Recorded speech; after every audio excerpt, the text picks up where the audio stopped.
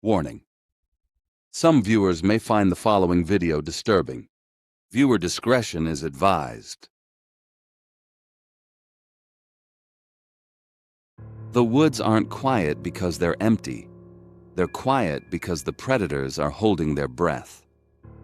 Tonight, we have 3 disturbing Appalachian Mountains horror stories inspired by true events. Verified encounters from the men who know these hollows best. A veteran bowhunter, a stranded land surveyor, and a blue-collar mechanic. First, the hunter gets trapped 20 feet up a tree in the dead zone, realizing too late that a silent tribe is waiting at the bottom. Next, the surveyor's truck dies in a hidden valley, leading him to a church where the preacher whispers to a sick donkey instead of reading a Bible. Finally, the mechanic attends a high society party that turns into a bloodbath when a strange mist freezes 30 guests for a torture artist. 3 men, 3 warnings. If you want to survive the night, hit that subscribe button.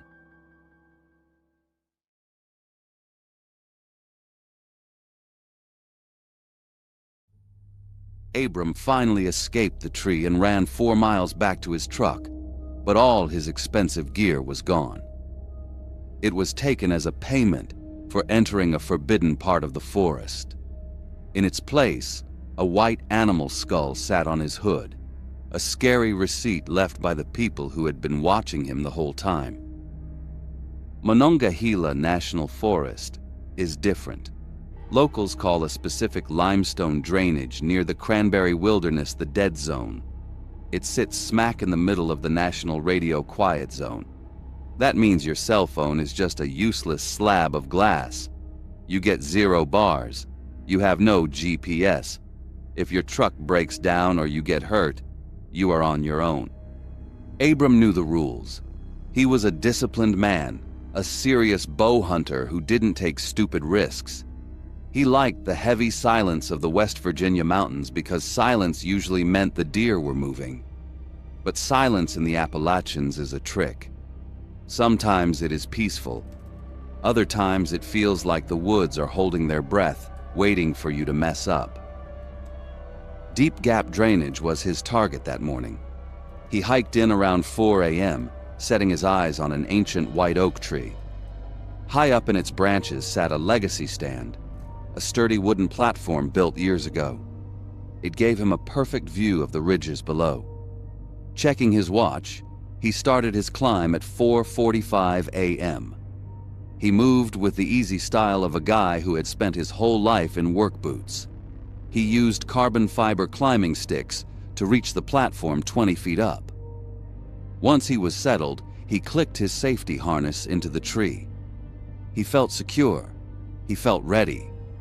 He had no idea he was being watched from the brush. Daylight started to bleed through the leaves around 6:30 a.m. That was when the first sound broke the morning air. It wasn't a normal forest noise. It was a sharp, rhythmic whistle, followed by a dry click. It sounded like a human throat making a noise it wasn't supposed to make. It was a signal. Abram froze. He gripped his bow tight. His first thought was a coyote.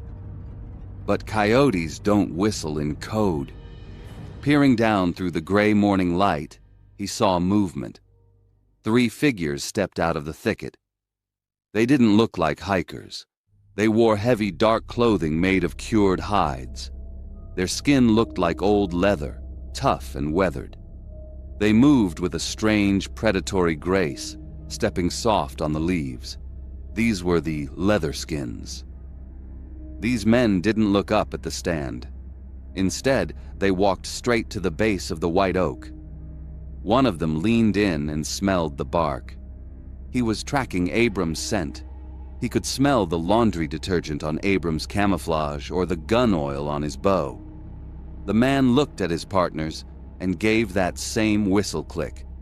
They knew he was up there. 2 of the men reached for the climbing sticks Abram had used to get up the tree. Without making a single sound, they began to unbolt the bottom 10 feet of the ladder. They worked fast. They worked with the efficiency of a pit crew. Abram watched in total disbelief. He was stranded 20 feet in the air with no way down. Then the tactics changed. They weren't just trapping him, they were hunting him. One of the men pulled a heavy steel felling wedge from his belt. He didn't shout. He didn't throw rocks. He walked to the root flare of the giant oak and drove the steel wedge into the wood. Then he struck it with a heavy mallet. Impact energy shot up the tree trunk. Trees are like giant tuning forks. When you hit the bottom, the top shakes violent and hard. The longitudinal waves traveled up the water channels in the wood and went straight into the platform. Abram felt the tremor hit his boots. It rattled his teeth. It shook his inner ear. Hunters call this resonance vertigo. It's a way to disorient prey without making a loud noise. Every time the man hit the wedge, the world spun a little more. Abram gripped the rail, trying not to throw up. Hours passed. The sun climbed higher. Abram started to feel a new danger. His safety harness was digging into his legs. If he hung there too long without moving, his blood would pool in his veins. Doctors call it suspension trauma. It can make you faint in 15 minutes. If you pass out in a harness, you die. He had to keep his legs moving, but every time he shifted, the men hit the tree again. Around noon, the hammering stopped. The men stepped back from the trunk. Reaching into their hide bags, they pulled out chunks of raw meat. It looked like fresh venison. They piled it on the limestone roots. Then they added handfuls of wild ginseng. Abram watched from above, sweat stinging his eyes. He was confused. Why leave food? Was it bait? Were they trying to lure him down? It didn't make sense. You don't trap a man just to feed him lunch. He gripped his knife, wondering if this was some twisted game. The men backed away, keeping their heads low. They didn't look at Abram. They looked at the dark timber behind the ridge. The woods went quiet. It was a heavy, suffocating silence. Then the smell hit him.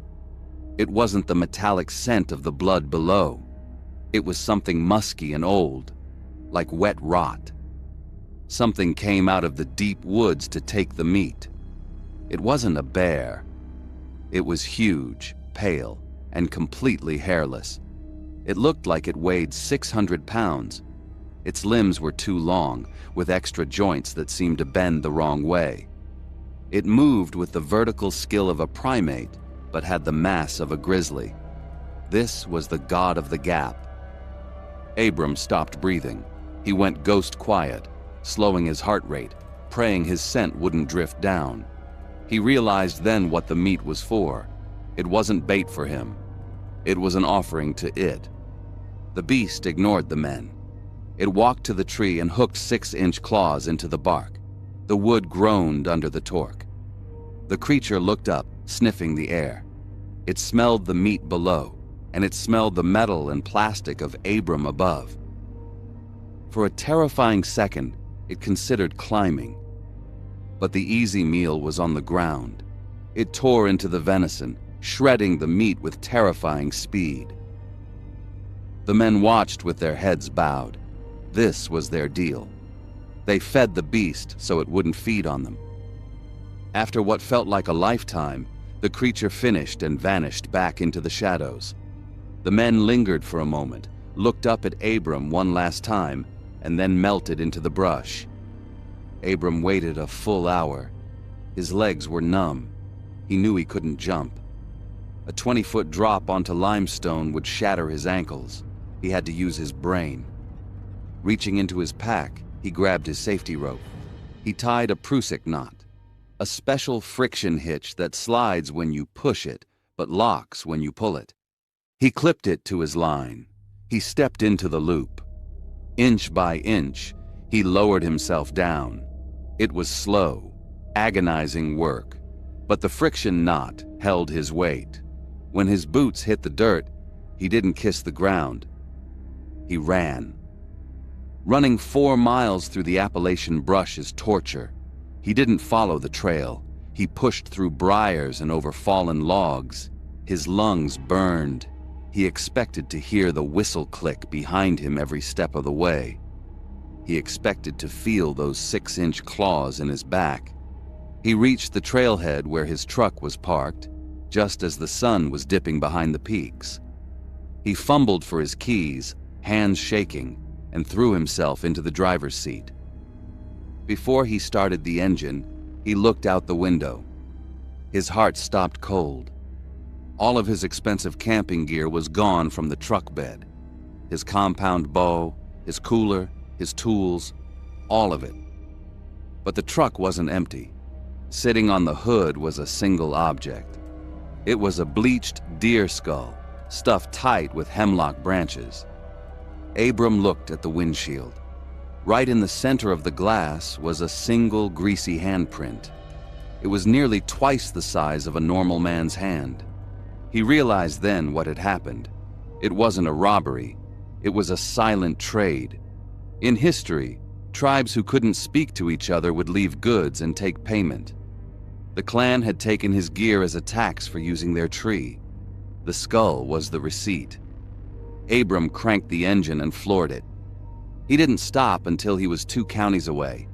He never went back for his gear. He never called the cops. Who would believe him? He knows now that the dead zone has rules. You pay the toll, or you pay with your life.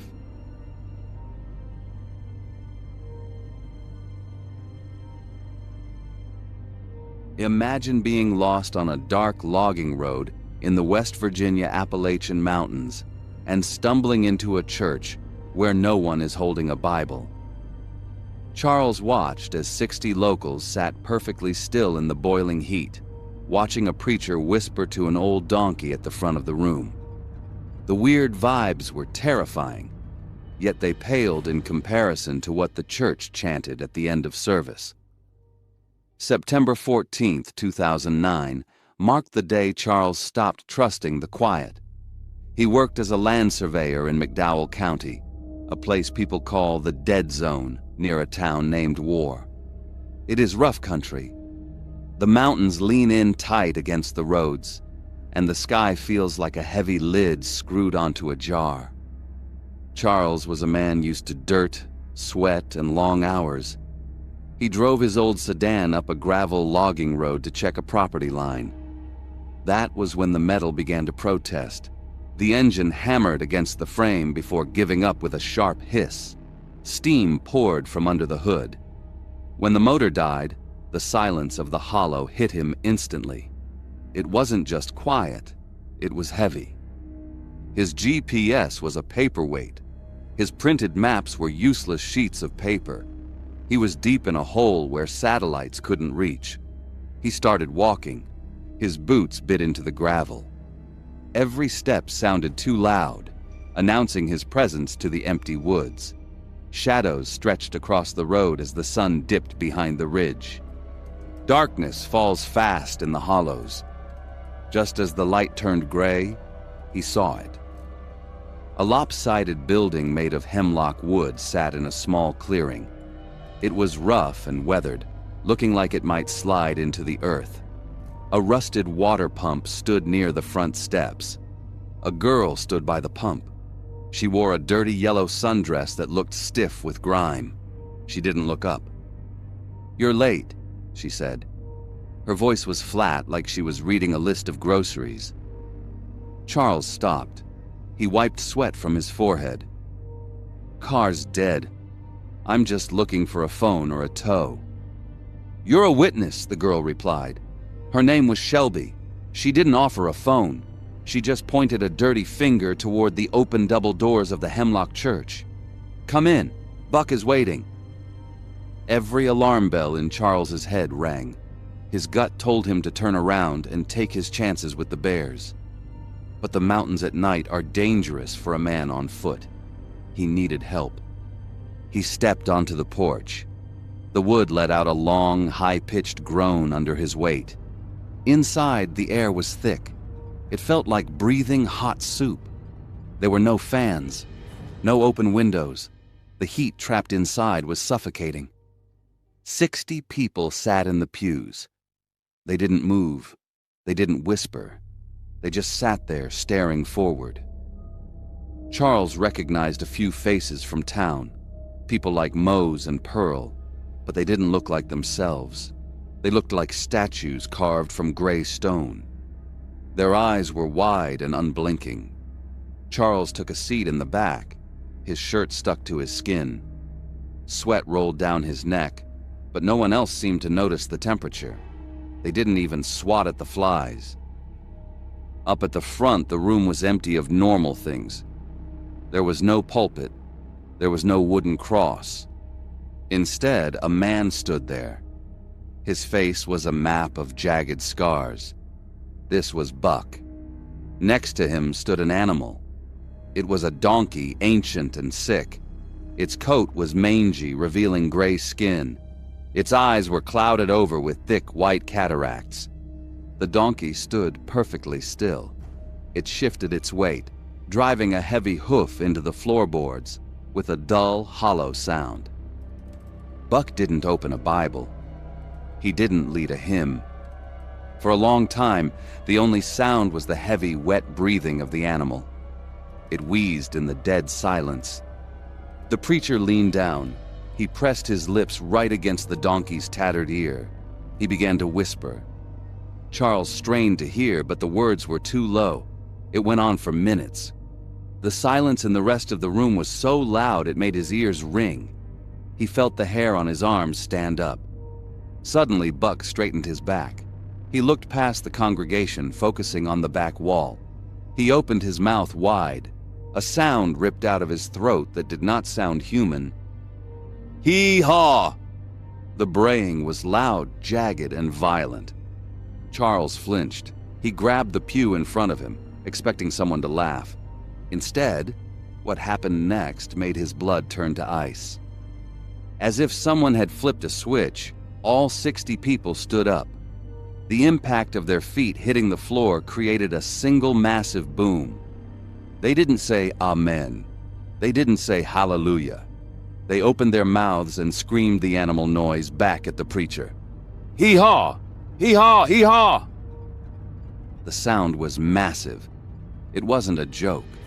It was a rhythmic, violent chant. The volume was so intense that Charles could feel it hitting his chest like a physical blow. The air in the room seemed to push out, replaced by the wall of noise.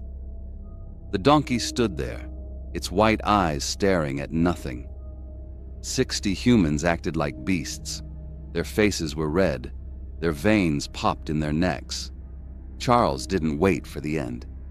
He slid out of the pew and bolted through the doors. He cleared the porch steps in one jump. He ran.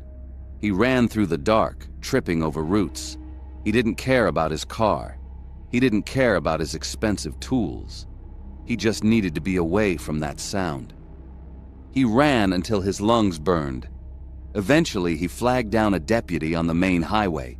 Charles was shaking, his breath coming in short gasps. He told the officer about the church, the scarred preacher, and the screaming crowd. The deputy looked at him like he was crazy, but agreed to drive him back up the logging road. Headlights from the cruiser cut through the dark.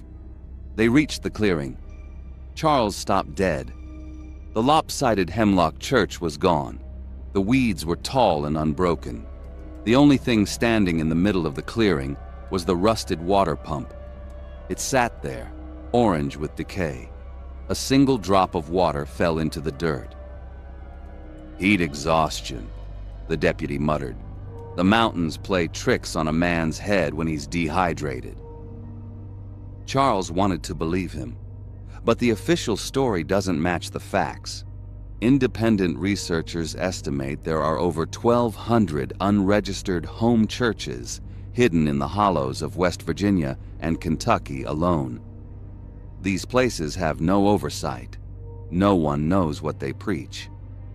In McDowell County, surveys from the 1920s show at least 14 ghost congregations, buildings that vanished from the maps but never left the land.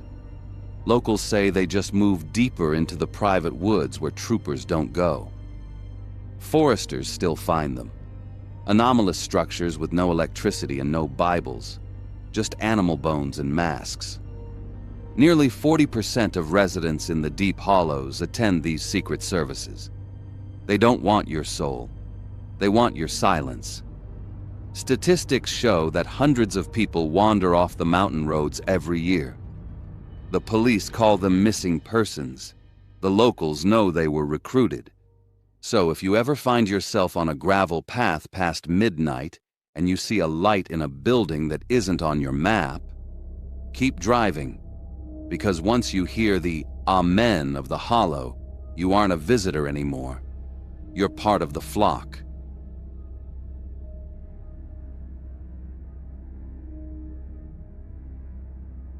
The survivor woke up at 10:17 p.m.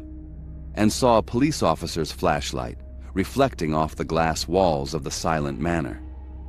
Even though the room was full of cops, 30 guests were still standing perfectly still like statues. But the most terrifying part was what the torturer did to just the men in the room. October in the North Carolina high country usually means the smell of wood smoke and leaves turning orange. But in 1981, it meant only one thing: the Blackwood Manor. Sitting on a limestone cliff, the old house stood empty for years, except for the solarium. That green room was a cage of iron and glass, glowing like a lantern in the autumn woods. An anonymous art pop-up had opened the doors. No invites, no owners. Just an open door and the promise of seeing something the rest of the world couldn't. It was the kind of event where people wanted to be seen more than they wanted to see the art. Winston didn't care for art. He worked with his hands, fixing engines and framing houses. He was more comfortable in denim than the silk suits walking around the room. He felt out of place among the rich and the bored. He was only there for Daphne. She was across the room, leaning in close to a painting, her eyes wide with wonder. Winston stayed back by the exit, leaning against the glass wall. He watched the elite crowd sip wine and whisper. Everything felt expensive. Everything felt safe. At exactly 4:11 p.m., the wrongness started. A mechanical noise started in the ceiling. Then, air began to spray out. It sounded like a tire leaking. The manor's automated misters were turning on to hydrate the ferns. But the cloud rolling out of the copper nozzles wasn't just water. It was a thick, sweet-smelling aerosol. Winston watched the mist settle over the guests like fog rolling off a lake. He took a breath to call out to Daphne, to tell her to leave. But the air didn't smell like rain. It tasted like old pennies and rotten flowers. Within seconds, the room went dead silent. The chatter stopped. Wine glasses didn't shatter because the hands holding them didn't move. 30 people simply froze. It wasn't sleep. It was a chemical lock. The drug was scopolamine, devil's breath. It hit their lungs and raced to their blood. Winston tried to push off the wall, but his muscles turned to stone. He was stuck mid-lunge, 1 foot off the ground. His body was a prison, but his mind was wide awake. He could see everything. He could hear everything. He just couldn't do anything. Silence took over the room. The only sound was water falling from a wet fern onto the stone floor. Drop after drop, it sounded like a clock counting down their lives. Through dilated pupils, the sun became a blinding white fire. Winston stared, unblinking. His eyes burned, but he couldn't close them. He watched a small brown spider crawl out from a plant. It moved slowly across the floor, up Daphne's white shoe and up her silk dress. It reached her face. Winston screamed inside his head. The spider crawled directly across her open, unmoving eye. She didn't flinch. She couldn't blink. She just had to stand there and feel it. That's when the artist appeared. A man in a plain gray staff jumpsuit walked out from the shadows. He didn't hurry. He moved with the calm of a mechanic in his own garage. He knew no one could stop him. He walked past a woman with a diamond necklace. He didn't look at it. He walked past a gold Rolex. He ignored it. The man reached into the first guest's pocket and pulled out a wallet. He didn't take cash or cards. He took only the driver's license. In 1981, that piece of plastic was a skeleton key. It had your height, weight, and exactly where you slept at night. The man moved from statue to statue. He tucked the licenses into a metal box with a smooth motion. It was just a job to him. Then the man pulled out a surgical scalpel. He didn't start with Daphne. He started with the men. Winston watched from the corner, his eyes wide and burning. The torturer walked up to a banker in a pinstripe suit. He placed the cold steel against the corner of the man's mouth. He moved the blade in a slow, steady line toward the right ear. A one-sided smile. Because the drug numbed the skin and shrank blood vessels, there was no spray of red. Just a jagged, pale opening in the cheek. A second mouth. The torturer moved down the line. He went to the man in the tweed jacket, then the man in the blue vest. Slide. Cut. Move on. Every single man in the room was given the same mark. Winston was forced to watch the faces of strangers being ruined, one by one. Then the man turned to Daphne.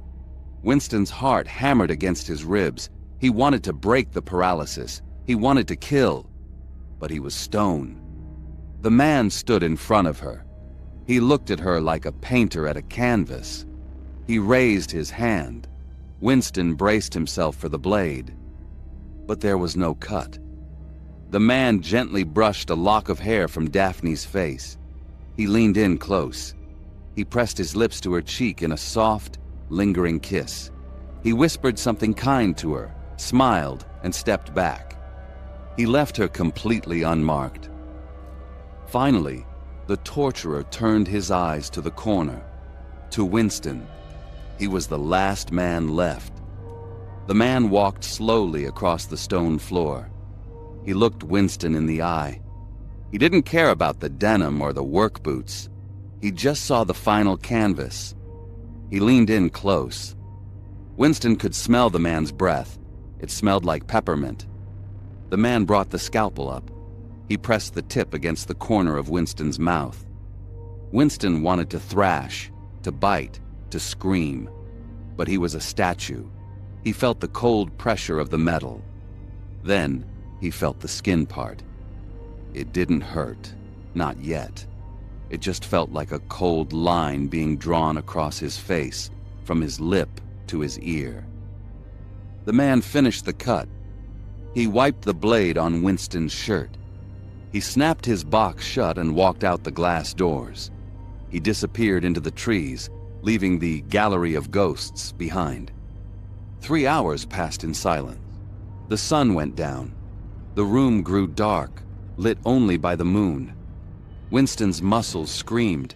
His eyes felt like sandpaper. He could feel a strange wetness slowly trickling down his neck, but he couldn't wipe it away.